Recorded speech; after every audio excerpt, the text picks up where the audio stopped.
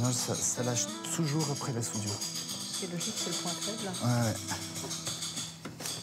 L'enjeu de cette nouvelle restauration consiste à effacer les erreurs du passé. Il faut voir qu'un vitrail, ce sont des panneaux de verre assemblés comme ça avec du plomb.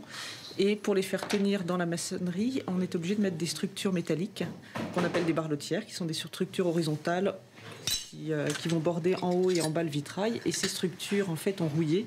Et vous savez que le fer, quand ça rouille, ça prend du volume. Donc en poussant, finalement, ça crée une pression sur le panneau de vitrail et ça fait exploser. C'est comme ça que toutes les... Antoine nous montrait des pièces en périphérie qui ont complètement explosé. Ouais. Là, le Christ, après, il va être en un seul morceau. Hein. Ouais, la tête, ouais. Oui. Après collage. Ouais. Après ça, vous avez aussi des oiseaux qui peuvent rentrer par inadvertance dans le vitrail et qui vont créer éventuellement une casse au milieu d'un verre. Ah oui, c'est l'oiseau qui fonce dans le vitrail. Ah, ça arrive fréquemment. Vous avez beaucoup d'ennemis. Hein. On a beaucoup d'ennemis, mais on se bat bien et on y arrive. On va voir ce que ça donne. Eh bien, c'est pas mal. C'est pas mal, sauf que ça a pu aller, donc il va falloir l'enlever. Le Christ est finalement plutôt en bon état. 5 fragments seulement et quelques lacunes. Et là, moi, je peux faire une pièce. Donc, le Christ, il va avoir une bonne tête à nouveau. C'est-à-dire qu'il n'aura plus de plomb. On va pouvoir réassembler tout ça.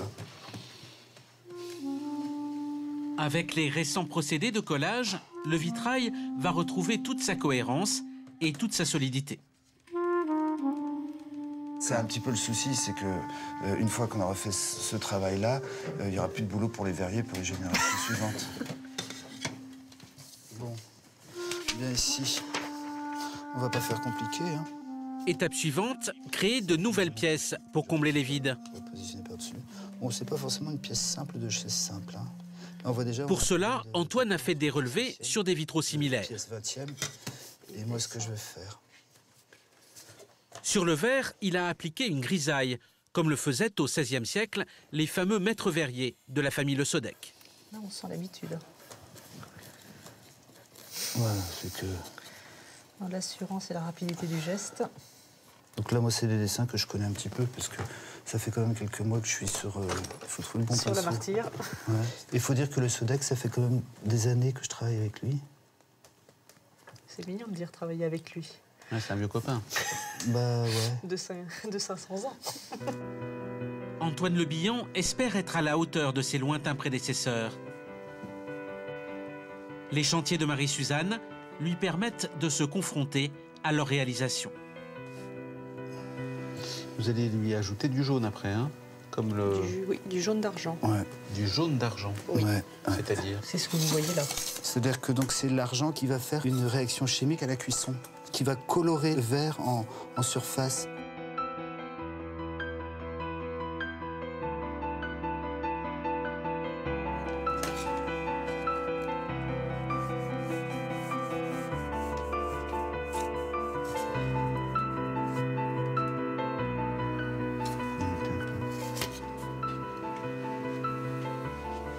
Un coup de pinceau quand même, hein.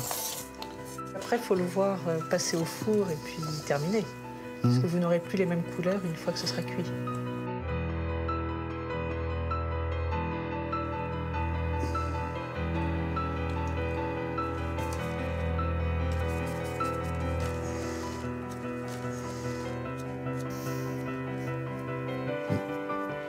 Allez, c'est bon, on va pouvoir la mettre au four. Ouais, ok.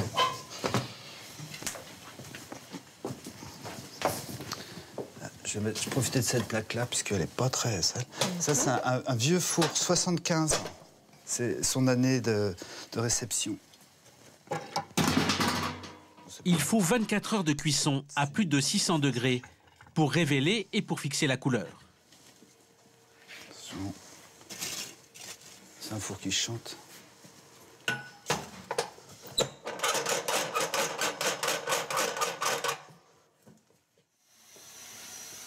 Le lendemain, après cuisson. Ouais, j'ai fait un jaune très clair. C'est encore chaud, hein. Ça va fumer, ça va sécher tout de suite. Et puis maintenant, on va pouvoir On peut le faire... regarder à côté des autres. Ouais. Donc, elle est... Marie-Suzanne est à nouveau à l'atelier pour vérifier la teinte obtenue. Je pense que le jaune, ce sera pas mal. Bon, au niveau densité, c'est peut-être un peu, il y a un petit peu trop... C'est bientôt la remise du chantier. Bon, ça vous convient? Bah écoutez, pour l'instant, oui, on a dit que c'était un prototype et un essai. Ouais. Donc on va avancer petit à petit en refaisant d'autres essais, mais on va arriver à un très beau résultat. Ouais. Voilà. Et quelques semaines plus tard, à l'église de la Martyre, le village s'apprête à célébrer le retour des vitraux, après 6 mois de restauration. Monsieur le maire. Bonjour Madame de Ponteau, très heureux de vous retrouver. Plein de monde, c'est impressionnant. Nous avons invité toute la commune, Et donc vous voyez qu'il y a une bonne participation. Une centaine de personnes s'installent dans l'église, alors que les vitraux sont sur le point d'être dévoilés. Marie-Suzanne se trouve dans la foule, mais Antoine s'est placé en retrait.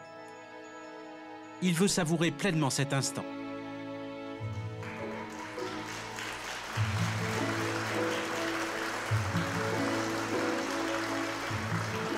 Son travail est enfin révélé à tous. Son travail, ou plutôt celui de ses maîtres à penser, les verriers de la famille Le Sodec, qui seraient sans doute très fiers aujourd'hui de voir leur œuvre ainsi applaudie et admirée.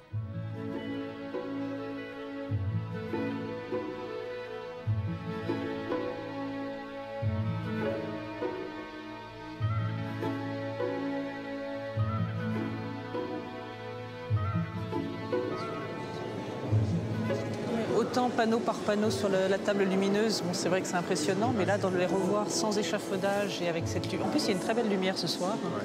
Oui, c'est émouvant. Il n'y a pas plus à dire. Ben, c'est un gros chantier qui se finit. Hein. La fin d'une histoire. Ouais, je pense que c'est une fin d'une histoire. Ouais. Pas avec les Le Sodec, mais c'est une fin d'une histoire. Nous découvrirons bientôt, avec Marie-Suzanne, d'autres facettes du patrimoine sacré de Bretagne. Mais auparavant, direction le parc naturel marin d'Iroise.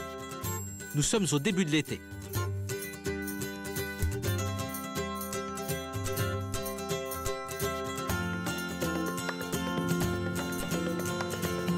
Ce matin, Thierry, le directeur du parc, navigue vers l'archipel de Molène. À la barre, David Cuignet. Il habite avec sa compagne sur l'île de Kéménès. À 9 km du littoral, sur cet îlot de 26 hectares, ils ont choisi de faire revivre une ferme et d'accueillir des visiteurs en chambre d'hôte. Le Conservatoire du littoral a acheté le terrain et leur en a confié la gestion il y a 3 ans.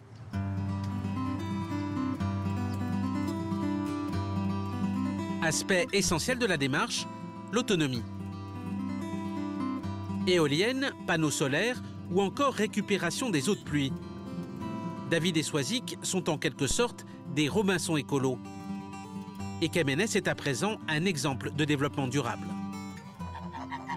Il y a aujourd'hui sur l'île une dizaine de visiteurs. On doit être dans la cuisine en train de préparer à manger pour ce midi. Soisic a donc beaucoup à faire pour le déjeuner. Bonjour. Bon, c'est la première fois que je viens dans la cuisine d'ailleurs. Ça va je vois. Bonjour, ça va bien? Bah oui. Bon. Un petit peu beau comme ça va. La Lotte? Ouais. Pêché dans l'archipel par les pêcheurs de Molène. Super. Les chambres d'hôtes contribuent à faire vivre David et Soisic. Mais ce qui permet à cette expérience de perdurer, c'est l'agriculture. Alors, il est où ton champ de patates? En fait, il y en a plusieurs. En fait, on cultive environ 2 hectares de pommes de terre. Donc là, c'est les premières pommes de terre que l'on a plantées au mois de février. Agriculture biologique, bien sûr. Hop, on va passer par là. Attention, Il y a sur l'île une centaine de moutons, une basse-cour. Mais la spécialité locale, c'est la fameuse pomme de terre de Kéménès. Le seul engrais que s'autorise David, c'est le goémon récolté sur l'île. Donc, il y a 10 petites pommes de terre. Bah oui, j'allais te dire, il y a plus de grosses là. Hein. L'agriculture doit être la base économique en fait, du revenu de l'activité de l'île. C'est économique et c'est aussi écologique parce que par l'entretien et par l'agriculture, en fait, on restaure les milieux de l'île qui ont toujours été entretenus par l'homme. Et on a constaté depuis que le conservatoire a racheté l'île qu'effectivement, un certain nombre d'oiseaux ont recolonisé l'île, qui avait complètement disparu. On a une richesse au niveau des passereaux, au niveau des oiseaux marins aussi nicheurs, qui n'était plus ce qu'elle était avant que l'île ne soit rachetée. Donc effectivement, on mesure concrètement l'impact en l'espace de 3 ans, à peu de choses près. Donc, Ce qui est extrêmement intéressant pour nous, c'est la démarche d'agriculture raisonnée, sans utilisation de pesticides ou d'engrais chimiques, parce que tout autour de l'île, il y a une grande activité de récolte d'algues, il y a une pêche d'algues qui sert à plusieurs choses. Il y a aussi une pêche classique, donc par des marins pêcheurs, et donc c'est important d'avoir une eau de très bonne qualité. Ça, c'est extrêmement important. Cet environnement préservé, c'est notamment ce qui attire ici les touristes qui viennent se ressourcer sur l'île. Aujourd'hui, ce sont des Belges. En fait, nous sommes que 8 sur cette île de 30 hectares. Donc imaginez, nous avons la chance d'avoir une plage pour 2. Il y a les oiseaux, la marée qui monte, la marée qui descend, des dauphins qui passent de l'autre côté de l'île par moment. Il y a toujours quelque chose de différent à découvrir. Les visiteurs restent 3 jours sur l'île. À table! C'est le temps qu'il faut pour profiter pleinement du séjour et pour comprendre le sens de cette expérience. vous voulez voir un tour de magie? Allez, un tour de magie. C'est juste, voilà, les algues là, elles sont brun-vert en fait. Ouais, parce que ça va être... Parce que ça va être impressionnant, Ah, hein, faut être... En fait, là, elles sont brunes. Voilà, ça c'est des haricots de mer. Pas un peu vert pour moi, non? Ouais, enfin, Brun tu vas vert, voir, je les quoi, vois mais voir. voilà. Attention. C'est là qu'il y a... Comme les crabes?